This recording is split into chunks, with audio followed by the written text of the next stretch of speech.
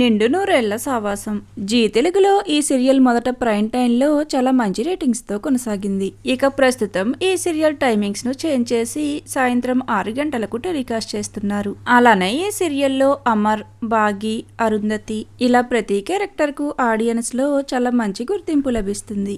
ముఖ్యంగా ఈ సీరియల్లో అరుంధతి క్యారెక్టర్ లో తన యాక్టింగ్ తో ఆడియన్స్ ను అలరిస్తున్నారు పల్లవి గౌడ. పల్లవి కన్నడ యాక్ట్రెస్. తను గతంలో పసుపు కుంకుమ, సావిత్రి ఇలా పలు సీరియల్స్ లో యాక్ట్ చేశారు. దాని తర్వాత ఇప్పుడిక నిండు నూరేళ్ల సావాసం సీరియల్లో అరుంధతి క్యారెక్టర్ లో ఆడియన్స్ కు బాగా చేరువయ్యారనే చెప్పవచ్చు. కానీ ఇకపై రాబోయే ఎపిసోడ్స్ లో సీరియల్లో అరుంధతి క్యారెక్టర్ కనిపించదు. బాగి పాపలోకి అరుంధతి ఆత్మ వెళ్ళినట్లుగా చూపించి ఈ క్యారెక్టర్ ను ఎండ్ చేస్తున్నారు. దానితో నిండు నూరేళ్ల సావాసం సీరియల్లో అరుంధతి క్యారెక్టర్ లో యాక్ట్ చేస్తున్న పల్లవి ఈ సీరియల్ నుండి క్విట్ అయినట్లుగా తెలుస్తుంది.